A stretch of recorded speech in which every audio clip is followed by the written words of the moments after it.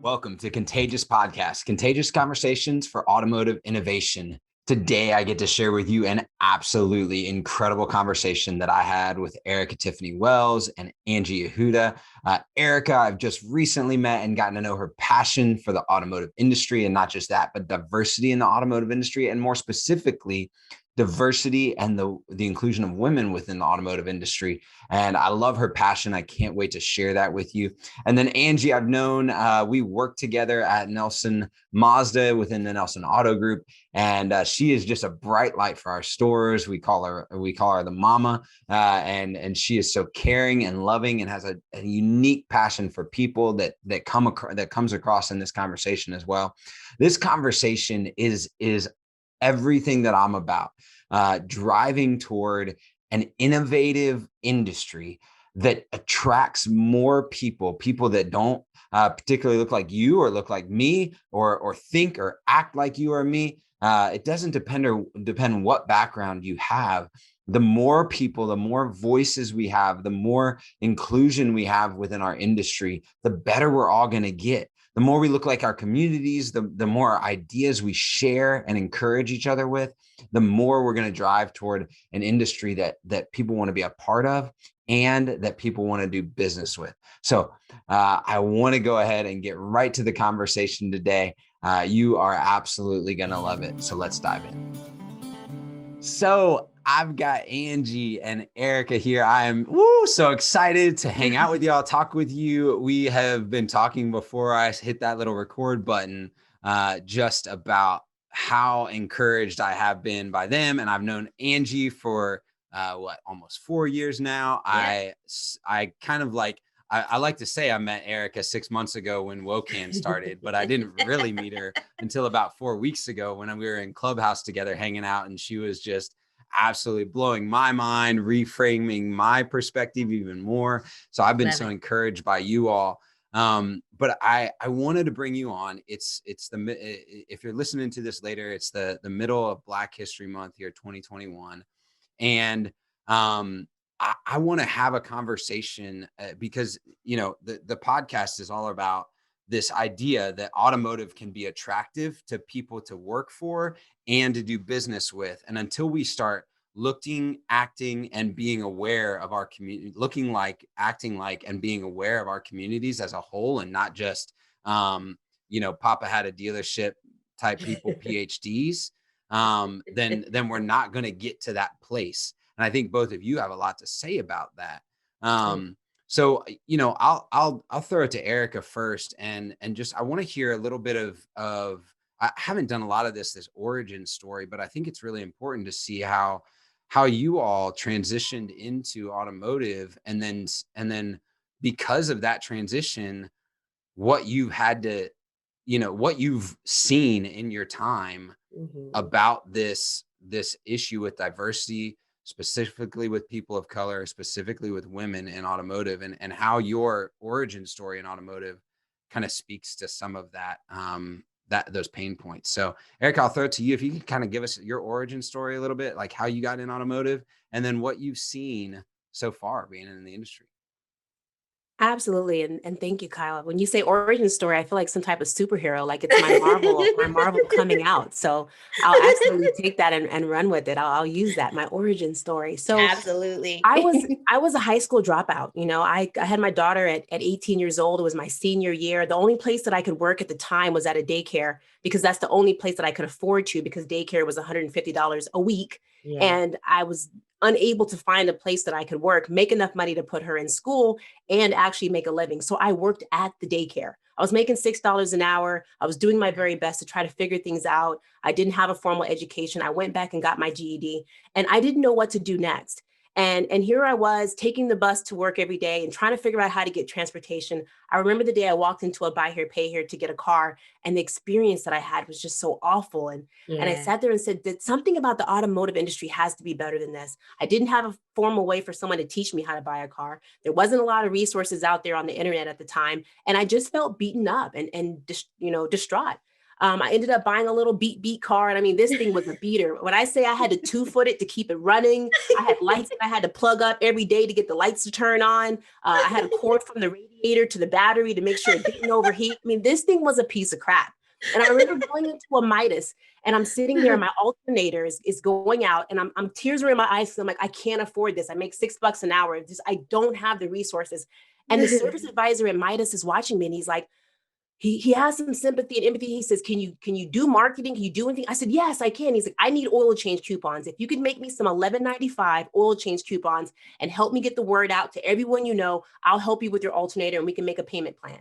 That was the best thing that happened and it changed my life. That's awesome. About a year and a half later, that same Midas manager that helped me with the alternator decided to start his own repair shop. It was a Napa auto repair. And he said, I'm going to bring you and I'm going to take you from $6 an hour to $8 an hour to run my shop. Now, I had no idea what that meant. And it was a little 3-base shop, but he taught me how to order parts. He taught me how to take care of the customers that were walking in and getting their cars repaired. And the ladies liked me. When the ladies came in, they were glad to see another female there. The guys liked me, right? They were just like, who's this like 20-something-year-old kid telling me that I need a brake job or that I need, to get my rotors fixed. And they were like, okay. And so I started to learn little by little, and that was my start in the automotive industry. I ended up going to get my dealer license, and that was an experience of itself. My Midas guy helped me through the process, ended up getting my dealer license, went to the auction, bought my first car, and I decided to bring the cars to the shop and then flip them. So I'd buy them at the auction. Then because we worked at a repair shop, he could fix them and then we put them online on Craigslist. Wow. That lasted all of about 4 months until I bought my first car with no transmission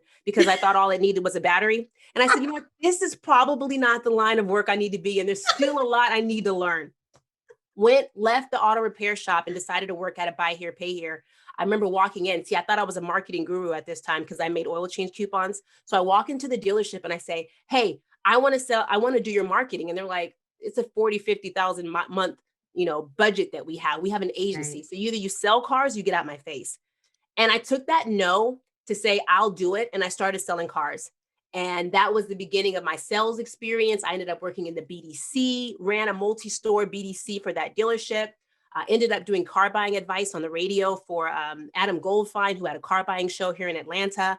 From there, I went and worked at a luxury dealership. It was the first time with Audi, did finance at Audi, did sales manager at Audi, worked there 7 years, and then recently left to work at Nissan, where I am now. And awesome. That's the beginning to end. And it's been an amazing journey. And I'm super excited to be able to share that with you. Oh, awesome. Man, this is what I love, origin stories. Awesome. Because I feel like we all, at least in automotive right now, we all have kind of like, not the same origin story, but it's almost like everyone kind of trips into it. And then it's like, whoa, this is really cool. And I just want less people to trip into it. I want more people to like jump into it. So, right. Yeah, that's awesome.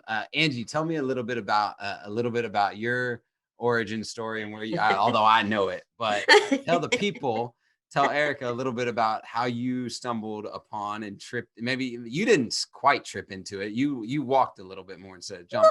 A little bit. A little bit more about that. Yeah. So I actually started off in healthcare completely. I worked for an orthopedic office and I absolutely loved it more than anything. Love working with patients, love seeing patients coming in broken and figuring out what we can do to fix them. And getting them through physical therapy. If physical therapy didn't work, getting them through surgery. After surgery, just kind of healing them, making them better. And obviously that was very, very stressful, but very, very tedious. But it was also, it was just beautiful. But during this time that I was working in an actual doctor's office, I was growing my family. So I was finishing up school. I got married. I had my first kid and I realized just how cumbersome it was to work in an actual doctor's office and be there and being on call at night. If a patient had an emergency, I had to be there. And I was starting to miss out on a lot of things when it came to my kid and my husband. So I actually transitioned from working in the doctor's office to helping run a medical records company. So I was the disability director for a medical records company for about 4 or 5 years. And basically what we did was for all of these doctors' offices that didn't want to fill out FMLA, short-term disability, long-term disability, any kind of off work time, they would hire us. And it was across the United States to tap into their medical record system and complete that process for the doctor's offices. So we did that for a while. And during that period of time, I got pregnant with my second son. And really and truly, it was a small medical records company they were just building. And that disability part was the newest part. So we would get clients left, right. People would hear us word of mouth. And our department was so small. So I had 4 or 5 girls that were there working, but they had families. And what would happen is I'd be at work early in the morning. They'd have to leave. I'd go pick up my kids from school or from the nanny, drop them off at home, and either work from home or come back to work. So it's like, okay, I finished one medical records, one doctor's office thing, missing out on family. And now I'm the director of this disability company, and I'm still missing out on my family. Not working so well with my husband. So, of course, it was a beautiful thing. It was fun. The money was great. But at the same point in time, family is absolutely everything. It's like, all right, I got to figure out something to do that makes sense for me and my family. But not only that, I have to figure out how to just be here, how to be part of my family. So that job ended in January of 2017. And I didn't work for 6 months. My dad is retired General Motors. And the funny thing about it is at one point in time, he actually worked at Nelson Mazda. It's not Nelson Mazda, it was Saturn then. And when I was a kid, he actually took me on a tour of the building. So I randomly, as I was doing my search for another job after not working for 5-6 months, came across this post that Kyle had posted saying, hey, looking for somebody in the business development center. This is what it is. It's phone calls, it's CRM stuff. I was like, hey, all I'm hearing right now is set time, come there, help people, leave. Let's see what they're talking about. So I literally, I called, I talked to a couple of girls in BDC. Kyle wasn't available at the time, and probably talked to them for about 10-15 minutes on the phone, which was hilarious. Didn't even know him. About 10-15 minutes, Kyle called me back up in the next couple of days, came for an interview. I came back in about 2 days after that and had an interview with one of our guys there. His name was Gary Barker at the time, and he is kind of a recluse, which is so funny. He doesn't have much conversation for anyone, but I was literally in there with him for about an hour, just kind of chatting. Kyle knocked on the door like, is everything? It's like, oh no, we're just bonding. It's fine. And so I literally started off working in the business development center. And it was funny because I called my dad. I was like, Dad, you'll never guess what I'm doing right now. And he's like, what? It's like, I actually just interviewed for a car dealership. And he looked at me like, all right, so you've been literally around cars all of your life. You know kind of how to get gas. You may know how to check your oil a little bit, maybe put some windshield wiper fluid in. I've tried my best to teach you how to change a tire, but you have no interest in this whatsoever. And you're going, I was like, okay, but listen, this is what I'm going to be doing. And then I get to get home with my kids and it's going to be great. So I did that. Kyle called me up. I got hired in BDC. I was just kind of learning the tricks and trades of the business as far as the business development center goes. And actually within my probationary period, within the first 3 months, I got employee of the month, which I was like, wait, what is even happening right now? And the BDC at Nelson Mazda Cool Springs, we actually ran the BDC for that store and our sister store in Murfreesboro. So Nelson Mazda Murfreesboro. So we controlled the CRM for both sides. I honestly think that my background in healthcare helped so much with that, because paying attention to detail is everything. If I didn't pay attention to detail, patients lost their lives. So me just kind of combing through a lead, trying to understand the basis of it, the origin of it, what specifically they're asking, making sure that we're answering the questions that they're asking before we ask them to come in. But not just that, realizing that it's a well-oiled machine. So we actually set up a training system where everybody in BDC had to sit with every department within the dealership, service, parts, accounting, front desk, sales. It was super important for me that we knew every part of the dealership, because we're answering phones for all of them. So if we can answer questions for customers without transferring them here, there, and everywhere else, it just kind of makes the experience better for the customer all around. We're not transferring. Customers get so frustrated when they transfer calls, and it just made a lot of sense. So within my probationary period, before I transitioned out of that first 90 days, I was actually asked to be the assistant of the BDC department, which was like, how does this girl who has no car experience become the assistant of BDC? She was crushing it. So I ended up doing that for several months, getting tricks and traits together with Kyle, going back and forth to meetings, sales meetings at this store and the sister store. And then after that, Kyle really and truly has a leadership role when it comes to training, but the marketing side, we had a very lull point in our dealership where we really needed to focus on that. And that was kind of his baby. So him kind of teaching me the things that he knew so I could kind of run the BDC pretty much, and he can transition on was important. So that happened. And then they were like, oh, so we're going to change the whole way our dealership runs at this point. Know that you're getting comfortable in BDC. That's great. But what we're going to do now is this thing called one price, one person. So that's where customers come in the dealership. They are not just coming to buy a car from a client advisor or a salesman, as most people call them, and then get transferred over to a finance manager. It's not that at all. We are training our salespeople to be the single point of contact. They're going to be the BDC. They're going to do the test drive. They're going to go over all the paperwork. They're going to go over the finance options. They're going to go over all of this. So learning this new one price, one person, I was like, oh my gosh, BDC is going away. And the only thing I know is BDC. What are we going to do? So we literally transferred into it, where I transferred from BDC to learning some stuff about finance. From finance, when finance went away, I became a sales manager, or a team lead, as we call it. And that got me here. That's kind of my story of getting into the Angie. Yeah, isn't it crazy? You're the only person I know that got in the car business to have more work-life balance. She didn't know what she was doing, did she? She had no Erikka, clue. I didn't know. I got tricked. It was a trick. Yeah, no. But and so we've got definitely a different perspective at our stores on work-life balance. And so we promote that no matter what position you're in, for sure. Absolutely. So let's then look back at that, because I think obviously both of you have a passion for in recognizing diversity, in seeing people, whether it be color or economic background or sexual orientation, whatever it may be. And both of you have eyes for that. I think that there's like the first step is at least getting eyes for that. A buddy of mine named Cavante calls it getting woke, I had to learn that term because I'm your old basic white dude, right? But you both have eyes for that. And so I want to hear, and maybe Erikka, you can start,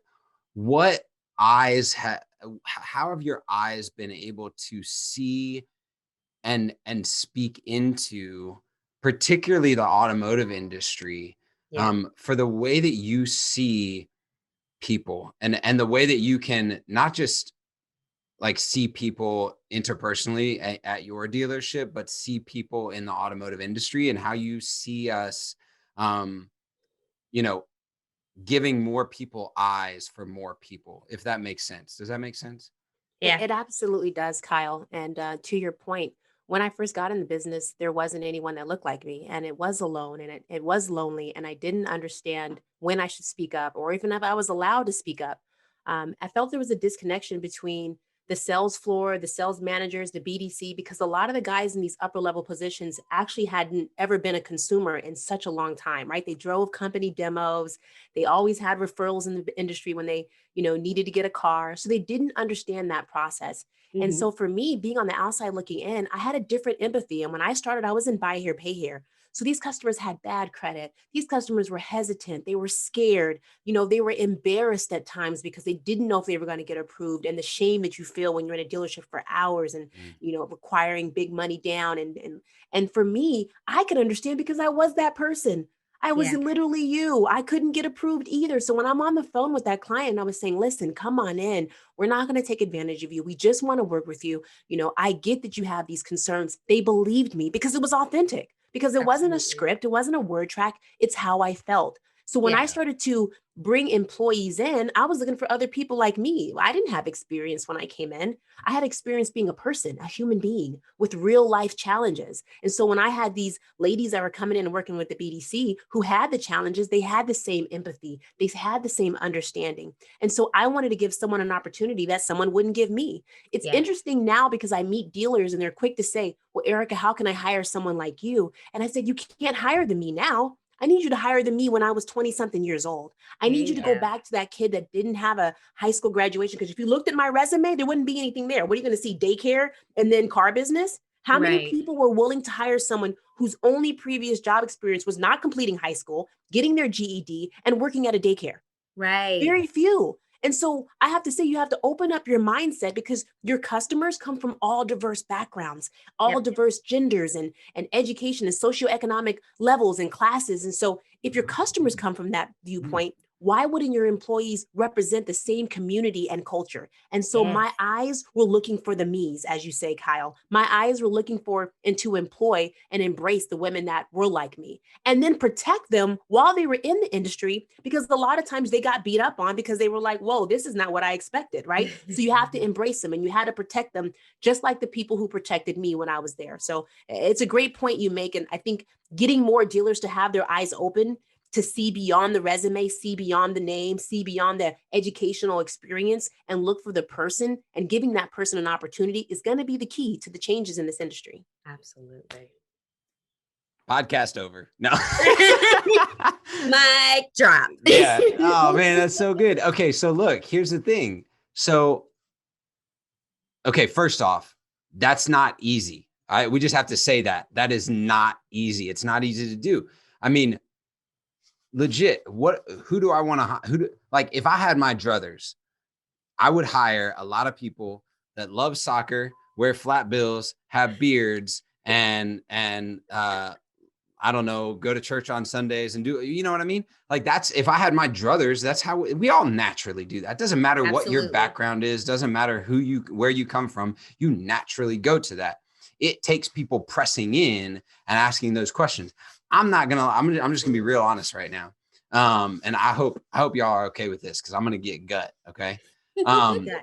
So when we were about, Angie, I've never even told you this. So I'm going to hire, right? I've got to hire a stone cold killer because I feel like I've got a really strong team. Also, the person that's leaving out of the team is like straight up stone cold killer, doing the best in BDC than we've ever had, right?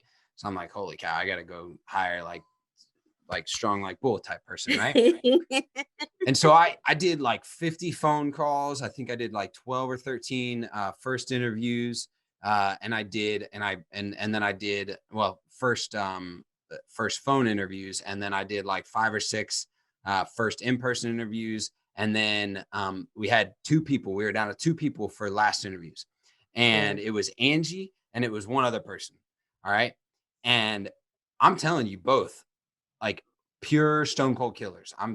If I had the other person here today, she probably would have done very similar as far as progress. Absolutely. And Gary, that guy Gary, if he ever listens to this, we're sitting in his office because he would never come to my office. No.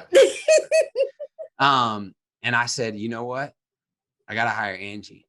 He was like, why? I was like, because she's going to have an experience that I don't have and that other person doesn't have that we need here. Mm-hmm. And it was like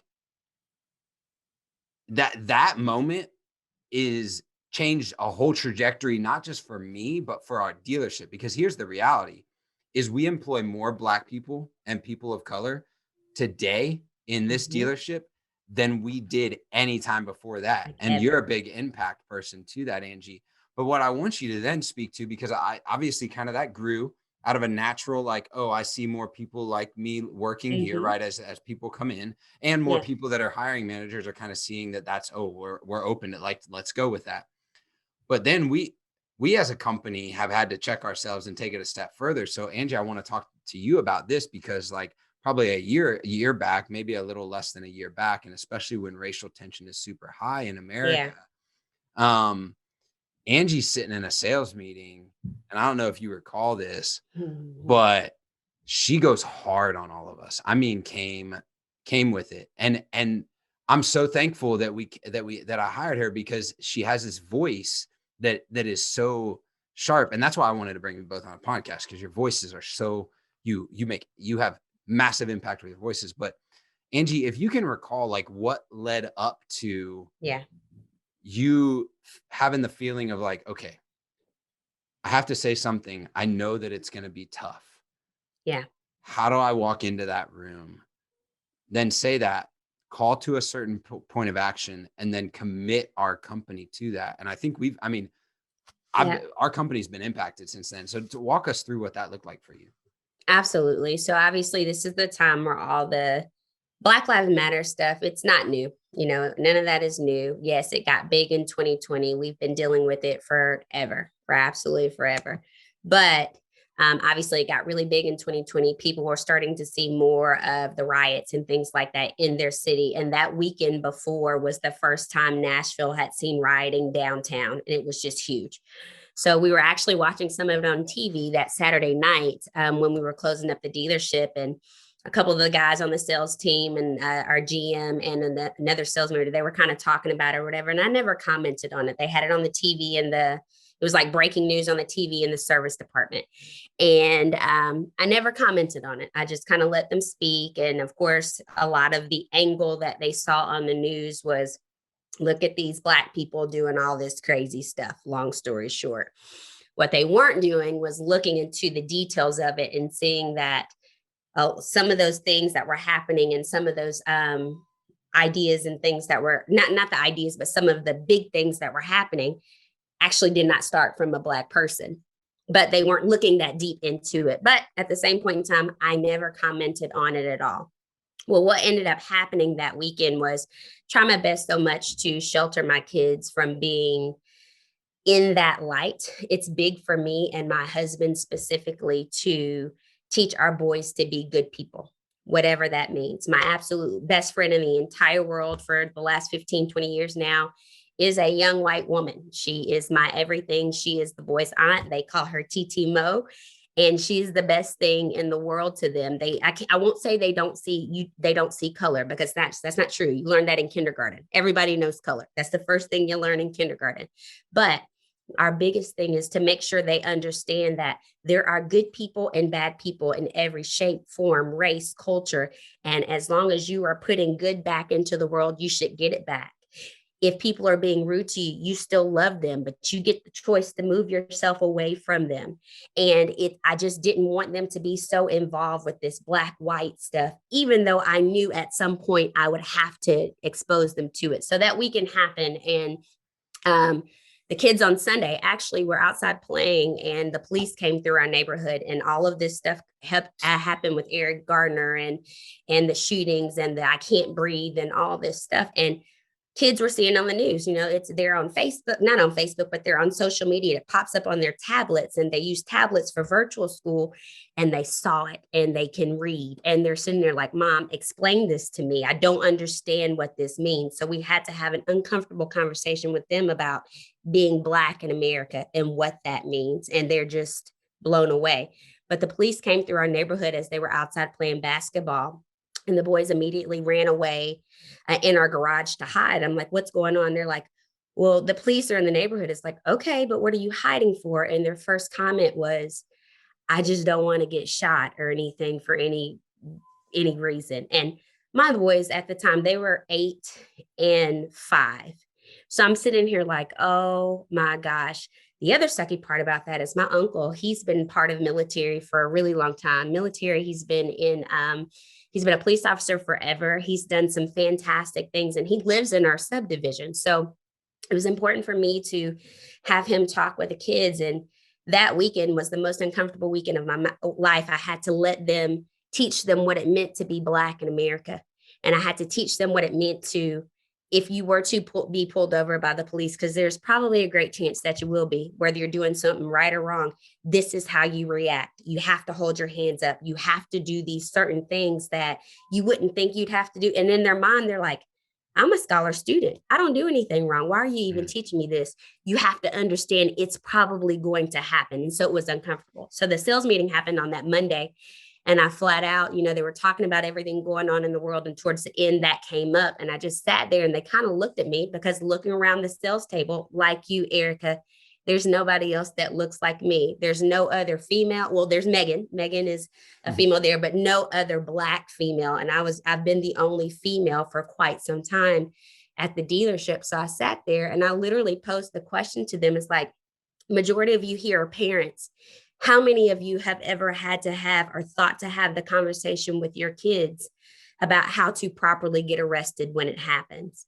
And their eyes just kind of looked up. I was like, this is the thing.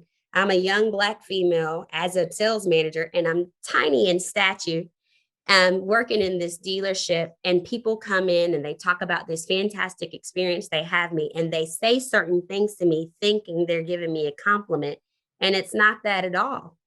Oh my gosh, you are the sweetest Black person I've ever spoken to. Or, oh my goodness, you're so beautiful for a Black person. It's these kind of concepts that they think sounds great, but is not. It's not a compliment at all. And having to educate them in that moment in Franklin, Tennessee is hard sometimes. So that's kind of what led to that conversation. And I kind of dug in, obviously, a little bit deeper, and I got super emotional about it. It's like, yes, it's new in the news now, but the issue with this is all of this stuff is going to die down. It's going to die down in the news. But as a Black person in this world, it never goes away. It's been here forever. It's going to die down on social media. It's going to die down on TV, but we live this every single day, whether it dies down or not. So for me, in a dealership, especially in Franklin, Tennessee, where there wasn't a lot of people that look like me, and there's a few more sprinkles coming around now, which is fantastic. It's important for me to tell people to embrace goodness. Embrace goodness, whatever that looks like. You don't give people a reason to be rude to them unless they give you a reason for that, because you're going to find good, bad, and the ugly in everything. So it's just important to stay open-minded. I have no dealership experience. The people who helped me get where I am were nothing like me. I bonded so well with the janitors at the hospital and at the clinic. I bonded so well with the people that were nothing like me. And they were the ones that checked on me, make sure I was good. Did you eat? I know you've been working all day long. Here's some food. Those are the people that matter. So even when I do interviews with Kyle or new people coming in, I ask them questions that's pertinent to the dealership, but I ask them more so about them and how they handle situations that have nothing to do with the dealership, because that's the stuff that matters. That's what makes them human. That's what makes us work together. It's our differences that brings us together and what we can feed off of each other to learn from each other. So it's just been a big experience, but that's what led to that. Yeah. Angie, kudos to you for leaning in and speaking up at the time when it's necessary, and the strength and the courage that you had to have in that moment to be authentic and to be fearless and to be different and to say something that was not popular, because I've had that experience and I know how tough it is. So I'm very proud of you, and you deserve that moment to shine because you're leading the way for other people behind you. So that's right. That's what we have to do. Just looking at us, obviously we look different, and it's kind of the quiet thing that, like, she's completely different because she looks different, but to speak up on it is the hard part. So yeah, you're absolutely right. And I appreciate that. Thank you so much. Yeah. I love both of you said this. You said, and I've kind of, this has been in my vernacular for a little bit now, but we're all humans being human together. Yes. It's almost like we go to the bar, we go to church, we go to the sports game, and we can recognize that we're all humans being human together. In some way, there's a lot that isn't. I mean, there's a lot of people that aren't. But it's Absolutely. like then we go to the places where we work, and all of a sudden, either inter-employee or employee to customer, and we forget that we're humans being human together, making mistakes, learning, and that human sitting across from me has a worldview that I need to hear. I need to see and I need to hear. And I took that from both of you that human piece is so important, that you're a human and I value you, and I value you as someone that is going to add value to me. That's right. I think that's a big deal. That's right. So I want to transition just a little bit. You know, when you are like looking forward, and maybe just a little bit, just a couple quick hits of when you're looking to look forward. And as with anything, you know, it's called Contagious Pod because I think like contagious happens where it starts small and grows because we each have individual influence. In your, like, what's the conversation that you're having in your smaller sphere of influence that you can encourage others in their smaller sphere of influence to have with the people that they're either influenced by or influenced, to increase the level of awareness of humanality, of color, of diversity, that they want to, like, someone wants to have that conversation, but they can't have you in the room. Where do they start? Erikka? Well, when we're having the conversation, I talk about diversity in a sense of deliberate diversity, you know, intentional inclusion. A lot of times, I want to hire the best employee for the job when it comes to the dealership. I want to hire the best fit.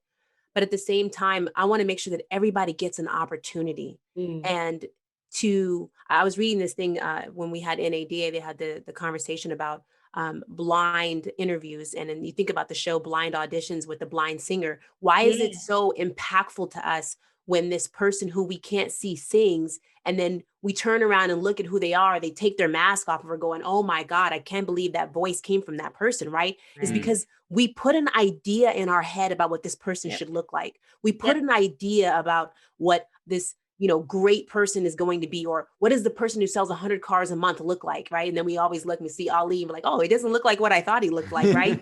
Well, why is that? It's because our minds allow us to put a picture of what we think it looks like. And so when there's something that's different, it challenges us. We were talking in a room, and I think it was Brian Benstock who said, forget politics aside, the one thing that President Obama did for this country was he made it a reality that a brown face can take office, right? It became a reality. And I say the same thing about President Trump, all politics aside. Someone who's never in politics can become president, right? Absolutely. Someone who didn't have a background in military, someone who didn't have a background in politics, who had never run for an office before. So for me, when I look at that, and now I got Kamala Harris, I got a black man, a black woman, and a white man that never did any kind of politics, I can be president next. Come on now. I ain't got none of those.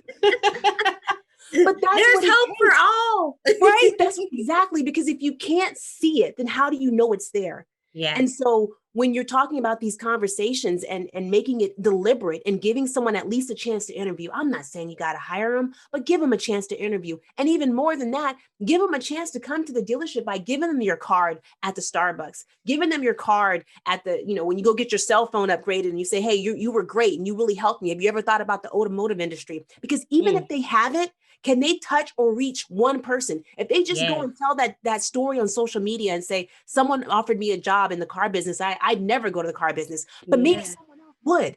Maybe that one little story, and you strike a match and it starts a fire and it spreads and it didn't cost you a thing.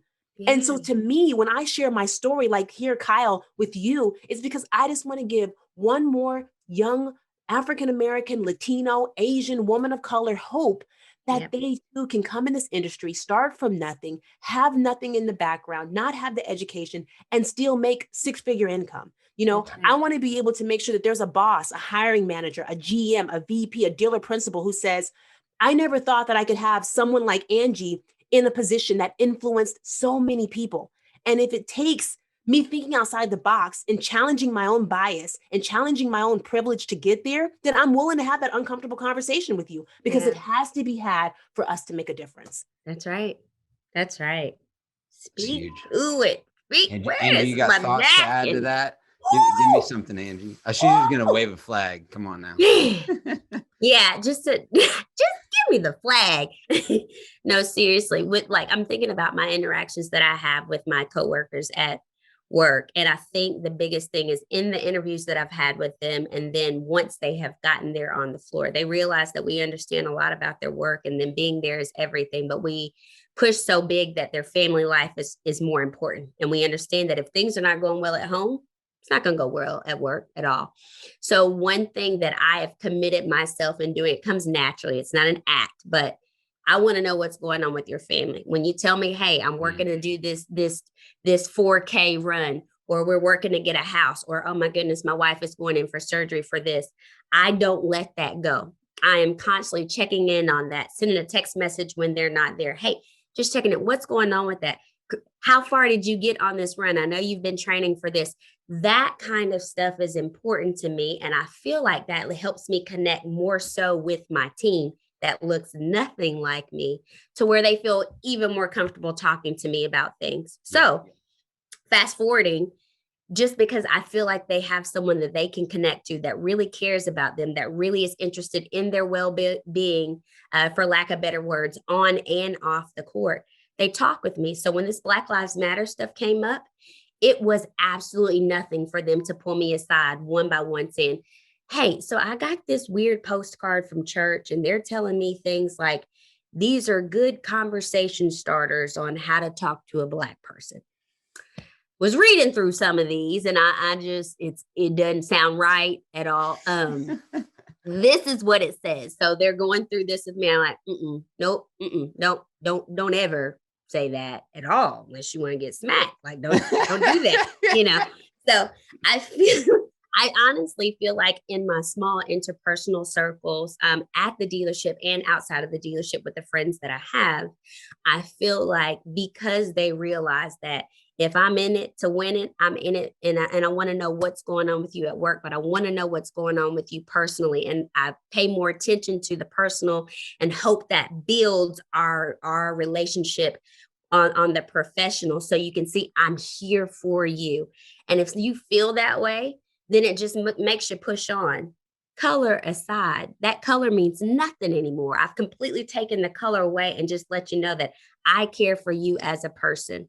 That's it. And bringing that bond together, I think, just makes a beautiful blend on making sure people can grow well together, and make sure that they know that no matter what the color is, the race is, the sex is, we're all here together to win. And as long as we don't forget that, we're in this for the long run together. We'll win together.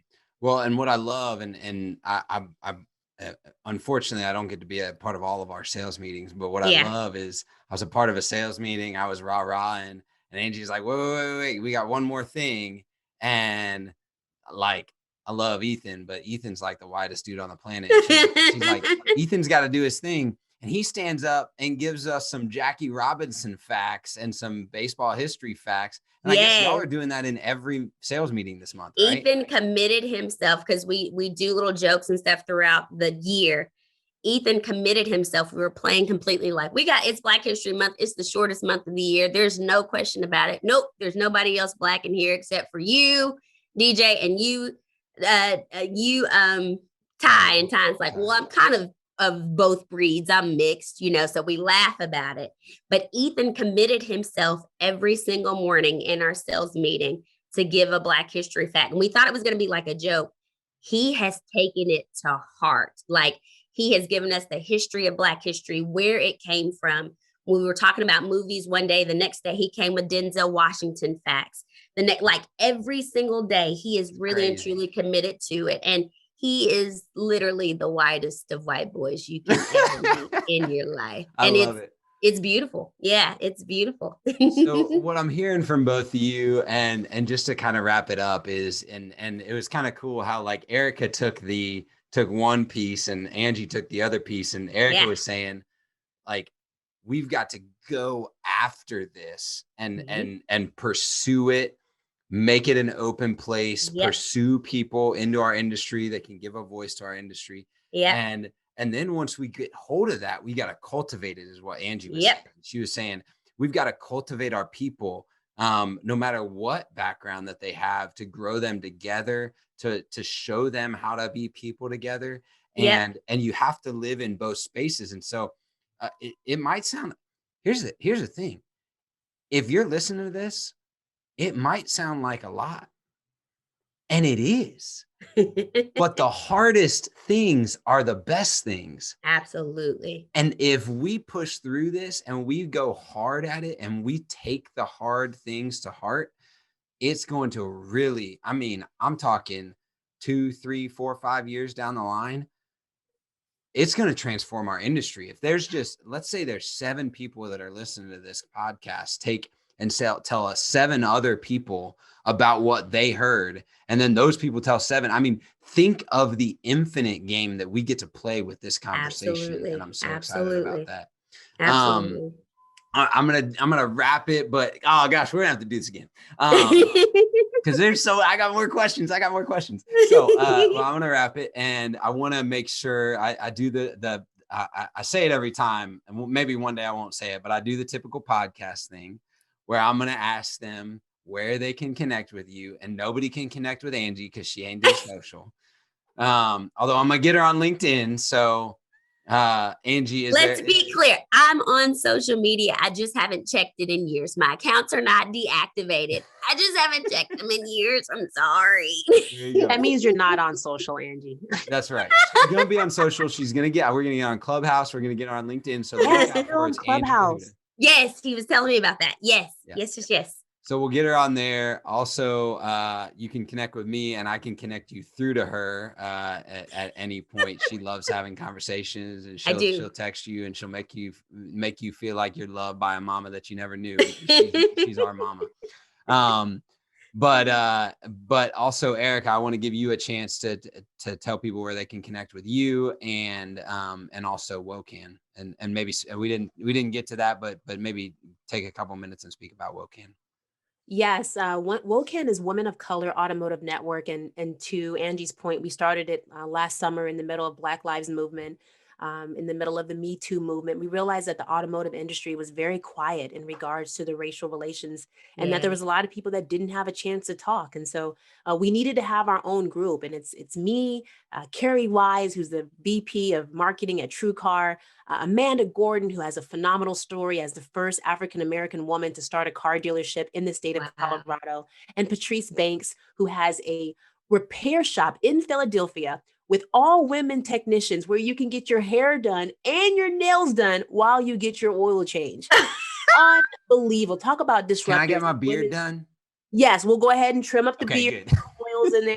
Absolutely. I mean, these are phenomenal stories of 4 women. We all met at different places and different times over the years in the automotive industry. And we just got on a 4-way call just to kind of talk about what was going on, because we couldn't talk, to Angie's point, at work. We weren't comfortable having those conversations. It was polarizing. It was upsetting. We didn't want to lose our jobs. So we didn't have a comfortable and safe place to talk in the industry. So we needed to create our own channel to have these conversations. A lot of us didn't even want to go on social media and have these conversations because, again, we're looked at as leaders. And while I'm Erikka Tiffani, who works at the dealership, I wasn't allowed to be Erikka Tiffani, who has an opinion about Black Lives Matter, because I felt like that I would be judged, and I felt like that I would be ridiculed, and that people would look at me differently. So I kept silent, and it made me upset that I had to quiet myself. And obviously I'm not a quiet person. I had to quiet myself, because if you read my message wrong and you took it the wrong way, then you could think there's something about me that's not true. And that's the one reason, Angie, I tell you to get on Clubhouse, is because it's your voice, and your voice cannot be misconstrued.